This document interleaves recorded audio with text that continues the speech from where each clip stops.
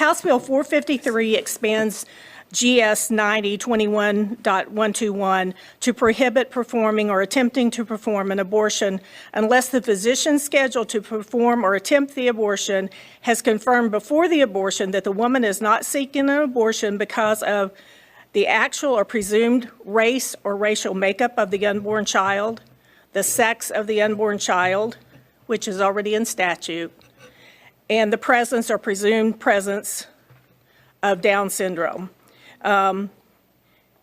It also eliminates the provision that specifies the statute does not place or an affirmative duty on the physician to inquire whether the sex of the unborn child is a significant factor in her seeking the abortion. It adds a provision explicitly prohibiting intentionally or knowingly performing or attempting to perform or induce an abortion of an unborn child because of an actual or presumed race or sex of the unborn child, or because of the presence or presumed presence of Down syndrome. And it makes conforming changes to the statute. I think that's enough to explain what the bill does, and we'll let the other primary sponsors speak, and then we can answer questions. Thank you. Chairman Arp. Thank you, Mr. Chairman. We're here today discussing this issue because of the amazing advances we have had in recent years in the area of prenatal genetic testing. Because of these technological advances, it is possible through a simple blood test to tell the sex of the baby or whether they might have Down syndrome. It's up to us as legislators to decide whether we should allow these results to be used in a way that is discriminatory, to literally eliminate people on the basis of their sex, their race, or disability. I would argue strenuously that we do not want to be the kind of society that not only discriminates but disposes of children because of the way they are created. North Carolina citizens do not want to be that kind of society either. In a poll from last January this year, 70% said they oppose abortion because the child will be born with Down syndrome. And that majority held across all demographics, young, old, rich, poor, Biden voters, and Trump voters. In fact, it was actually the youngest respondents, the millennials and Gen Z, who were most likely to oppose Down syndrome abortion. Even a majority of people who identified as pro-choice say they were against Down syndrome abortions. In this time we are so divided as a society on so many other issues, we are in agreement on this. We all know it's wrong. We all know it's wrong. We know discrimination is wrong. We know it's up to us as the legislators to say you can't use this technology to discriminate in this truly horrendous way. At its basis, House Bill 453 prohibits the doctor from performing an abortion if that doctor knows that the woman's reason for having the abortion is that she does not want a child with Down syndrome. House Bill 453 promotes three interrelated interests. First, it protects the Down syndrome community, both born and unborn, from discriminatory abortions, namely Down syndrome selective abortions. In the United States and abroad, fetuses with Down syndrome are disproportionately targeted for abortion. Down syndrome is a significant reason for women to terminate their pregnancies, with between 61 and 91% choosing abortion when it is discovered on a prenatal test. Number two, House Bill 453 defends families from coercive health care practices that encourage Down syndrome selective abortions. Empirical reports from families and parents, and we'll see here today from their testimony, that children with Down syndrome attest that their doctors explicitly encouraged abortion or emphasized the challenges of raising children with Down syndrome. There are those who openly advocate for Down syndrome selective abortions. There have been those that have argued that selective pregnancy terminations to reduce birth prevalence of Down syndrome is a desirable and attainable goal. Third, House Bill 453 protects the integrity and ethics of the medical professions by preventing doctors from becoming witting participants in Down syndrome selective abortions. An industry associated with the view that some lives are worth more than others is not likely to earn or retain the public's trust. With the doctors knowing that the reason for the abortion is because the child may have Down syndrome. Knowing the reason behind the decision is critical in many cases to the constitutionality of the action. Knowledge of a diagnosis is not knowledge of the reason. This bill makes it improper for a doctor to perform and participate and perform an abortion if the woman's choice for the abortion is discriminatory based on Down syndrome or race. I urge my colleagues to support this bill and vote it favorably out of this committee. Thank you. Thank you, Representative Arp. Representative Bradford. Thank you, Mr. Chairman, members of the committee, guests in the back. It's interesting that the Sixth Circuit of Appeals, Federal Circuit of Appeals, recently ruled to overturn a hold on a law in Ohio that's very similar to this particular piece of legislation we're discussing. And I think it's noteworthy to read the court's ruling or comment that they made. And they said that based on their ruling, its interests were to protect the Down syndrome community from the stigma it suffers from the practice of Down syndrome selective abortions, to protect women who suspect Down syndrome from coerced abortions, and to protect the medical community from unethical doctors. So, this is less about should a woman have an abortion or not, and more about not discriminating against the baby in the womb just because it has Down syndrome. I have particular interest in this, not because I'm a female, obviously, but because I have hired 3 individuals to work in my office over the last few years as a legislator that have Down syndrome. And let me tell you what, these individuals are talented, these individuals are incredible, and they have the right to a life just like all of us here. And the idea that a mother could be coerced by a doctor on a test that may not be accurate is not, in my opinion, a reason to abort the baby, which is why I joined this piece of legislation. I would encourage my colleagues to focus on the narrowly tailored bill regarding race, gender, and Down syndrome, because that's really what we're focused on here, not the larger discussion around abortions, because that's not what this is about. Thank you, Mr. Chairman. Thank you, Representative Bradford. Hi, and I know we're pressed for time. I won't add to these great comments, but for a moment, as a child psychiatrist, a physician who has spent my life defending the most vulnerable, I think that we as a society will be judged by whether or not we protect those who cannot or may not be able to speak for themselves. And so I strongly support this bill and urge you to do so as well. Thank you, Chairman Baker. I think I will go to, committee want to discuss, or we'll go to the public comments. We can do it either way. I can go to there's a number of people who've signed up to speak. Representative Cunningham will start, and we may intermingle with some public comments as well. Thank you, Mr. Chair. I have a question for the bill sponsors.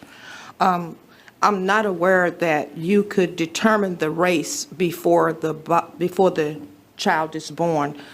Can you give me that information to show me some validity that that can happen, that the race can be determined before the child is born?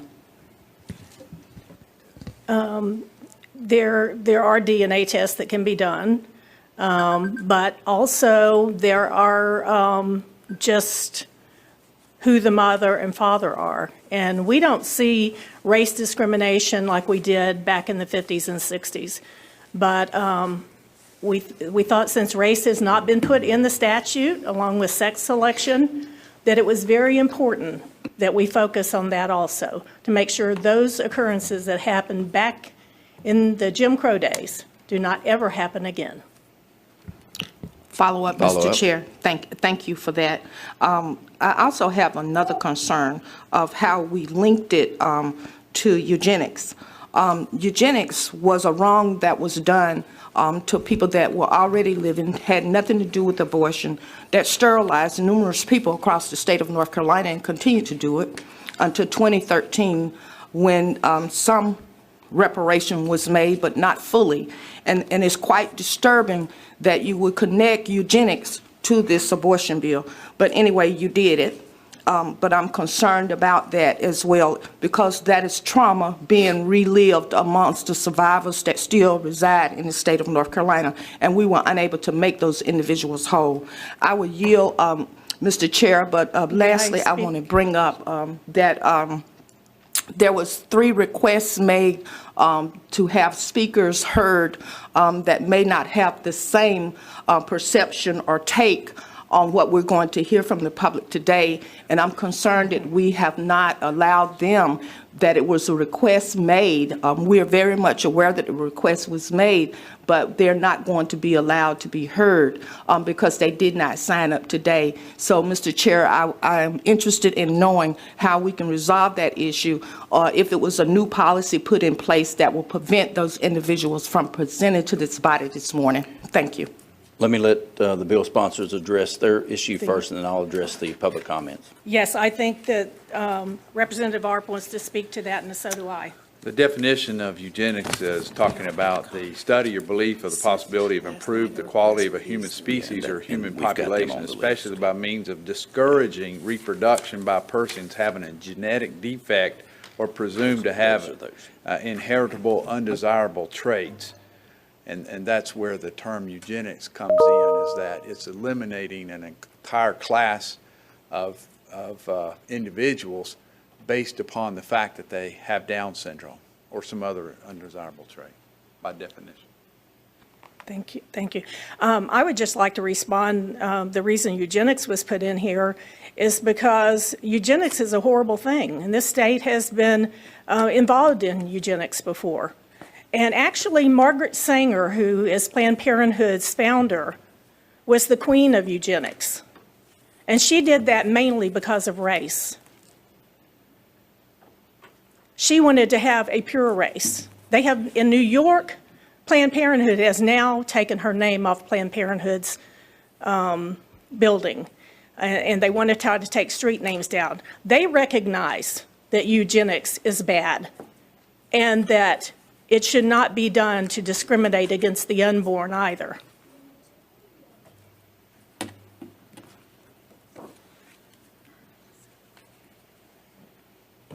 Yeah, let me address the public comment question. It's at the discretion of the chairman of the committee, depending on the agenda and the time frame in the agenda. And we have varied it different ways. Some meetings we do not allow any comments. We decided we would allow comments this time. We have a balance on both sides. There's not just one side loaded up. And we have speakers on both sides of this issue that we will allow to be making comments. And it is actually the same number on both sides. Now, some of the speakers, I understand, have other people here advocating with them, but will not be making, speeches. But we've tried to balance it in this respect. We have Representative Adcock. Thank you, Mr. Chair. I have several questions, but in trying to be sensitive to everyone's time and also the fact that I feel sure other members have questions, I'm going to head for a couple. And the first is my concern about my physician colleagues' ethics being called into question, that they are being coerced, that we need a law to help them to be ethical in the care of their patients, that they are providing misinformation, all the things that were said by the bill sponsors. And I would like to ask if there is a member of the OBGYN Society who is here, I believe Rob LeMay may be in the audience, who could come in and speak to this, because I think that at its heart, that belief is untrue. I say this as a nurse practitioner who's worked with physicians for my entire 45 years as a registered nurse. So that's my first question and my first concern that I believe needs to be addressed. And the other is that and I believe it was Representative Arp who mentioned the constitutionality of this. Constitutionally, it's a woman's right to have an abortion. It's legal. It is safe. There's no reason for the physician to ask a woman why she's having an abortion. It is her right to have one that falls within the time frame for doing one. And I think for us as a General Assembly to interject ourselves between the physician and their patient is wrong and should not be done. So I would ask if we could please hear from either Rob LeMay with the OBGYN Society or a member of the Medical Society. Thank you.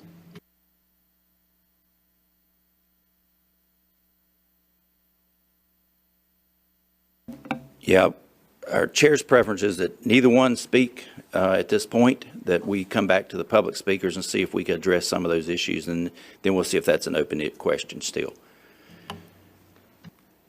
Representative Insco. Thank you, Mr. Chairman. You all know, I think, that I'm a Baptist, and I'm not all that keen on abortion myself. But I remember when my father said to me as a teenager, young lady, your freedom ends where my nose begins. And I remember the sort of opening up that sentence did to me. I thought, yeah, that's really true, that we are all individuals and we all have freedom. And so I find this bill discriminatory against pregnant women. I cannot imagine anything that is more threatening than to have someone take control of my body. And so I would much prefer that we push birth control, but we don't. We oppose birth control many times. And so I cannot vote for this bill, and I hope that we will begin to take these things into consideration. Other comments from the committee? If not, we'll go to the public comments. We will try to move back and forth. We'll start with Dr. Catherine Ferris. If you would come up and state your name. Good morning. My name is Dr. Catherine Ferris. On WebEx. I'm the Chief Medical Officer of Planned Parenthood South Atlantic, yes. Okay, proceed. Again, my name is Dr. Catherine Ferris, and I'm the Chief Medical Officer of Planned Parenthood South Atlantic and a Fellow of Physicians for Reproductive Health. And I'm here to speak in strong opposition to House Bill 453. My role as a healthcare provider is to give my patients evidence-based information and answer all questions with openness, compassion, and honesty. By forcing doctors to scrutinize and second-guess people's reasons for seeking an abortion, this bill discourages honest, confidential conversations and undermines the provider-patient relationship. As a doctor, I cannot certify what's in a patient's heart, and politicians should not dictate the reasons that make it okay or not okay to have an abortion. This bill is not about promoting equality, but about inappropriately inserting politics into personal medical decisions while making doctors a mouthpiece of the state. This bill does nothing to address discrimination or improve the lives of people with disabilities. In fact, it only does one thing. It stands in the way of a person seeking an abortion. In practice, the provisions put forth in this bill would negatively affect providers by interfering with our relationship with our patients, our ability to deliver high-quality health care, and the path to building true equity in the healthcare system. A patient's decision to have an abortion is a personal one that should be made in consultation with their families, their faith, and their medical provider. And no matter what decision a person may make about their pregnancy, all patients must be fully informed, cared for, and supported through their decision-making process. As a medical expert, I see through the sham justifications for this bill, and I am here to tell you this will harm real people. I urge you to reject Bill 453. Thank you. Thank you. We'll go to Julie Scott Emmons, and if you would, I think you're here in the audience. Yeah. If you would state your name and the organization you represent. Mr. Chairman, I wanted to give this first spot to Mr. Will Delahoyd. Is that okay with you? That's fine. Okay, thank you. If Will Will Delahoyd. Delahoyd will come to the Thank microphone. you. And I'll circle back later. Thank you.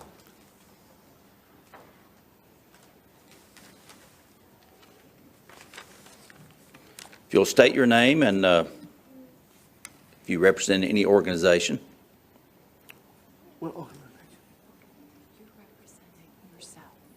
I'm representing myself. That's good. We're proud of you for being here to represent yourself. Can I read it? My name is William Arthur Delahoyd, and I have Down syndrome. I'm the oldest of the four, 2 sisters, 1 brother, uncle of 2 baby girls, 1 mom, 1 dad, brother's wife, and there's 9 of us. I work at Whole Foods Market for 18 years. I'm a bagger, help customers every day. I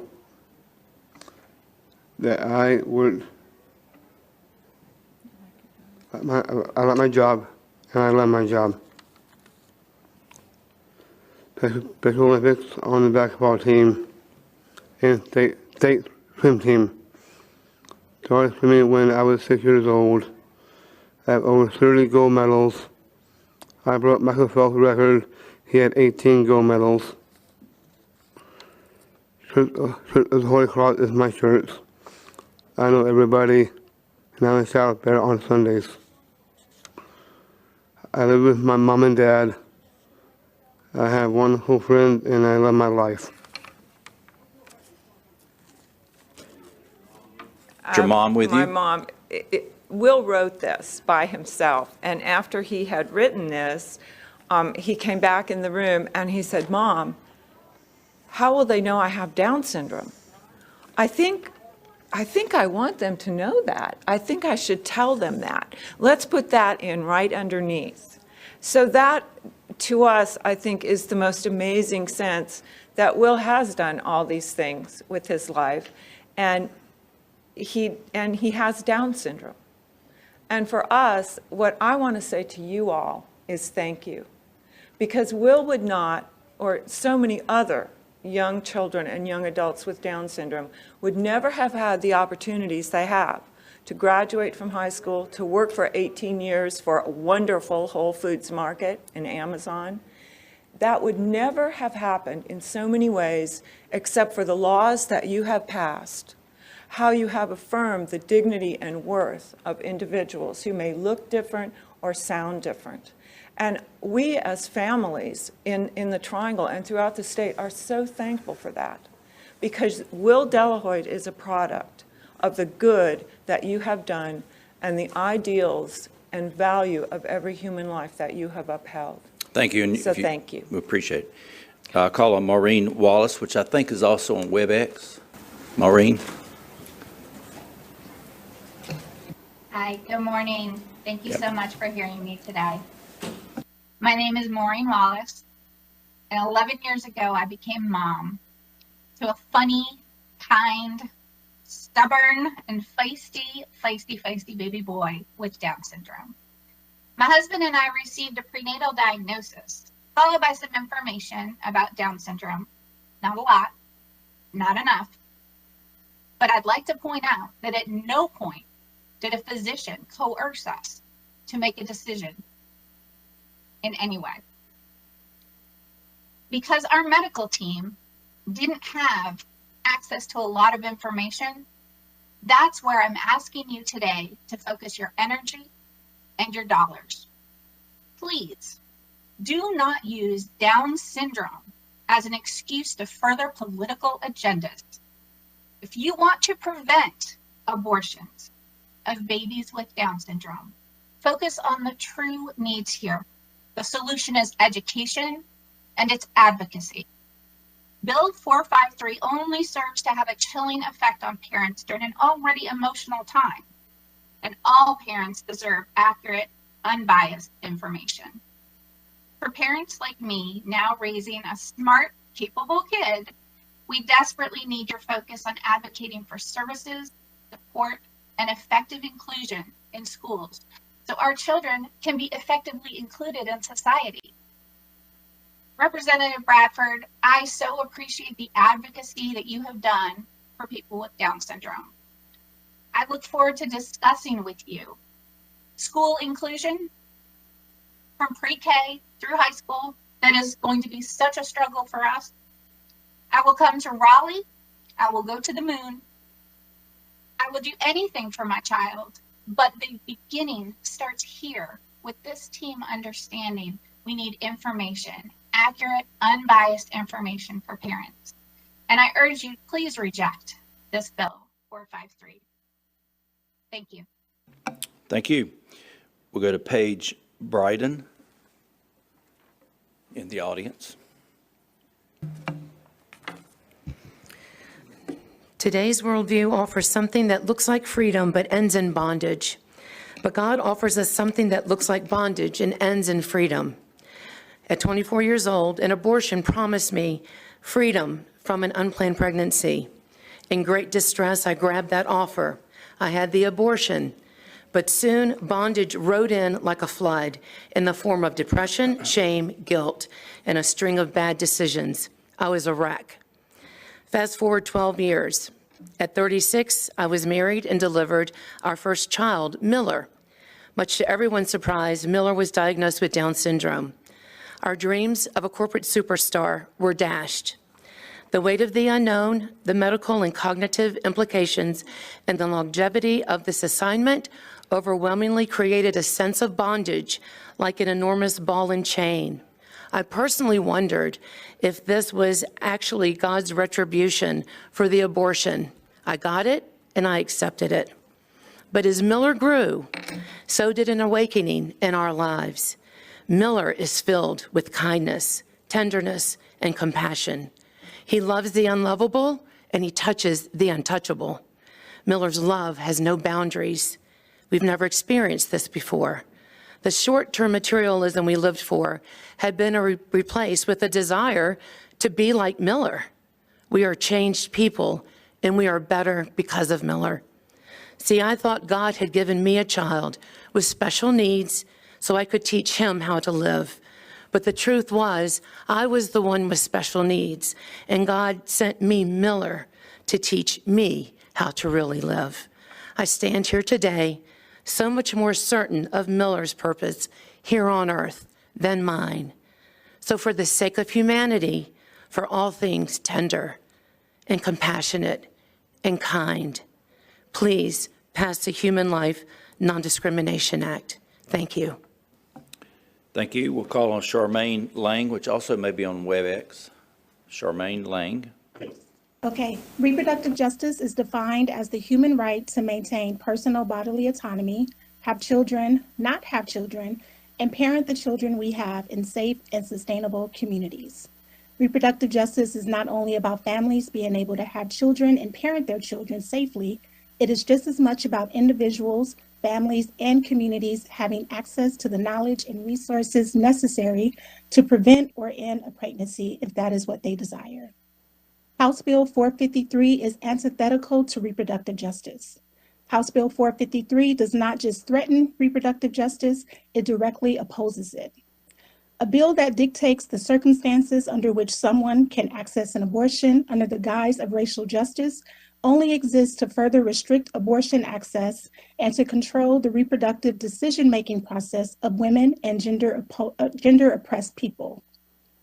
As is the case with all anti-abortion legislation, Black and Brown communities and poor people broadly will suffer the most from its implementation. While HB 453 may appear to care about racial discrimination, it does not promote racial equality.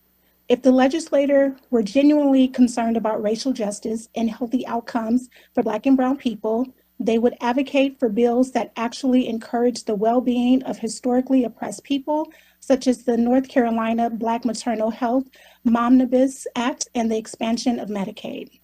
Instead, HB453 will stigmatize abortion and restrict access to necessary abortion care. In order to achieve full reproductive freedom, families must have the ability to make their own reproductive decisions, whatever the decision may be. Politicians, under no circumstance, should ever force anyone to make a particular decision associated with their reproductive health. We cannot reach full reproductive freedom while anti-abortion legislation, such as HB 453, exists. Thank you. Thank you. Dr. Wing Nai and Han, wife and son, Jaden.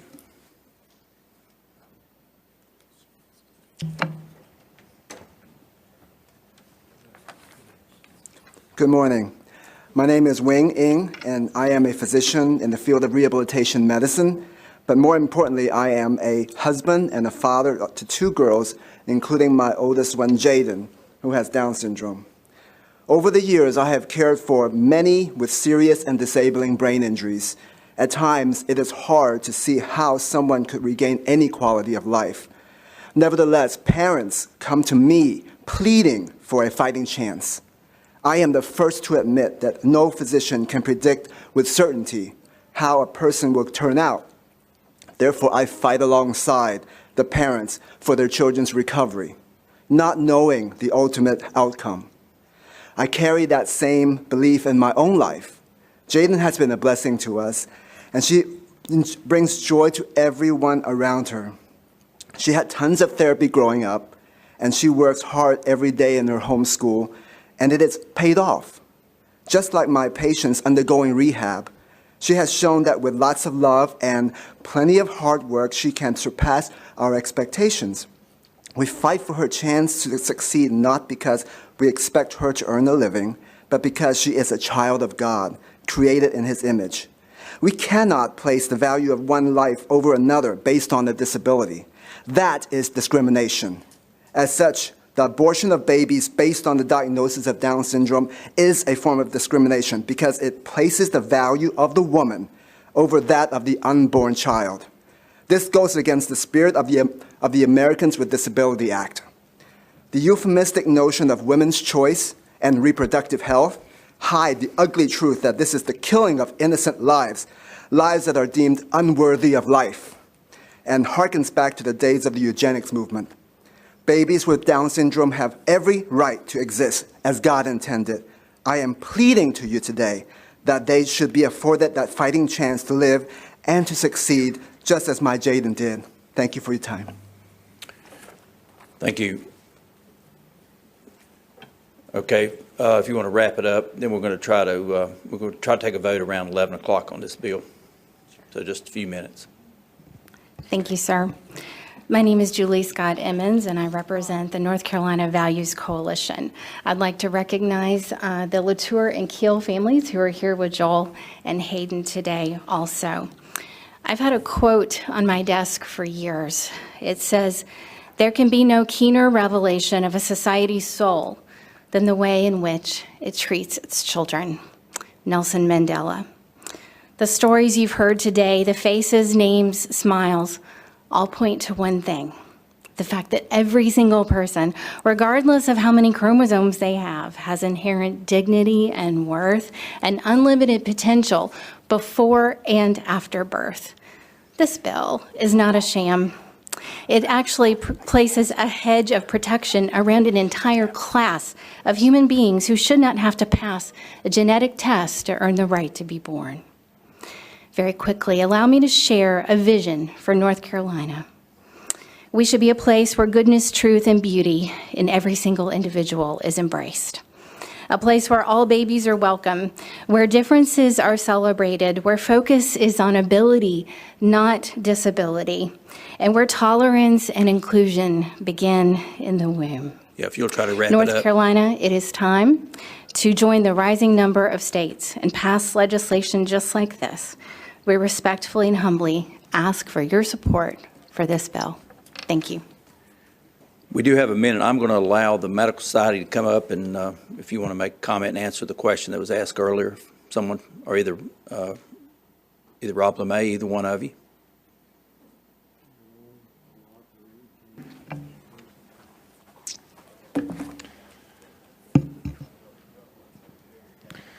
Good morning. My name is Rob LeMay. I represent the North Carolina OBGYN Society. I'm joined here by representatives of the North Carolina Medical Society in opposition to the bill.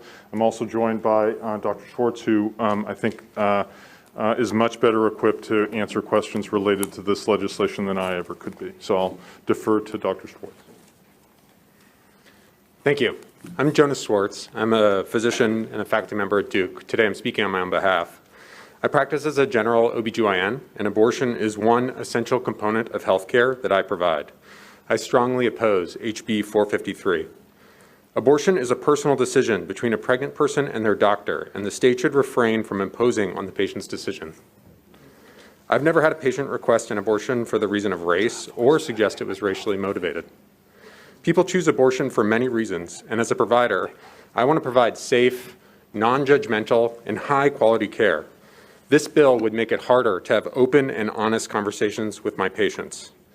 In my practice, I frequently care for families making a difficult decision to terminate a desired pregnancy because it threatens the life of the woman or because of fetal anomalies or genetic reasons. My team works to support patients in making these difficult decisions and coping with their feelings of loss and sadness. The proposed legislation only adds stigma and would make it harder to communicate with my patients. It does nothing to help them. I would not presume to know better than my patient about what choice is right for her or her family. The legislature should also not make that choice for them. I urge you to vote down HB 453. Thank you. Thank you, and I would thank all the speakers for the way you conducted yourself. This is part of the debate and the process that we go through. I think we did allow an equal number on both sides of the issue. And again, I appreciate the way you conducted yourself and the comments that you made on both sides of this issue. We do have a motion from Dr. Baker, and I'll go to her for a motion. Thank you, Mr. Chair, and I move we approve House Bill 453 as amended, rolled into a PCS with a serial referral to J1. You've heard the motion. All those in favor of that motion say aye. Aye. Those. No. Okay, and all those opposed say no. No. No. Well, they were coming in at different times, but in the opinion of the chair, the ayes have it. Division. We'll call for division. We'll turn to the secretary to call the roll.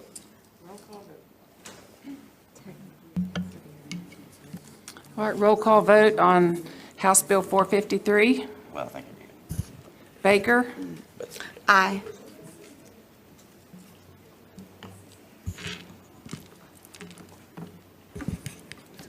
Yeah, what is the question? Come on. What's the question? The division gets sustained. She's asking the division. Well, I'm sustaining it. Yes, thank you. Let's check on the rolls here.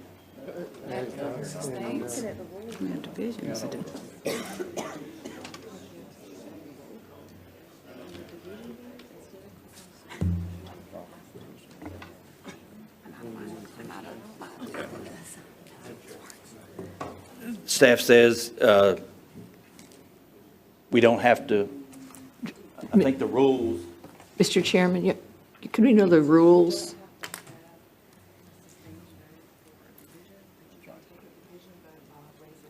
Don't have to have a sustaining vote for division, but we can do this by a raising of hands, and I think we'll actually do that. So we'll show of hands on the ayes and the noes. So if you're in favor of this motion, raise your hand. We'll take the tally.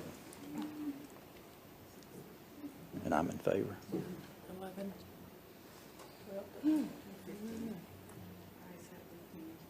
15 ayes, 16, who was the 16? One on WebEx. There's one on WebEx, Wait. two on WebEx. But Becky's not voting yes. Yeah. Make sure the WebEx folks, this is for the ayes. Yes vote. Okay. Yeah, you'll let her just do the count. So we're still on the ayes. We're still on the ayes, Still that's on the right. ayes. If you would please raise your hand and no comments. Except for If you would raise your hand if you're an aye, and let her count the ayes.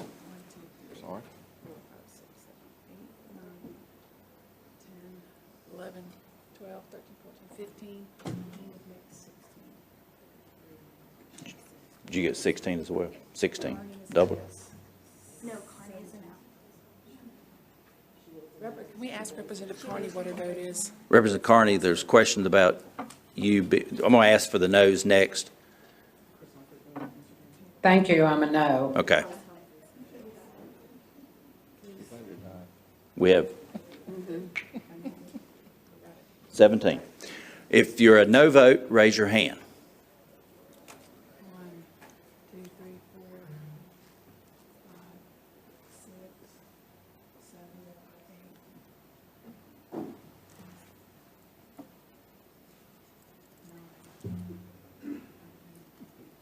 17, noes, 9. The ayes have it, 17. The noes, 9. It will move to judiciary.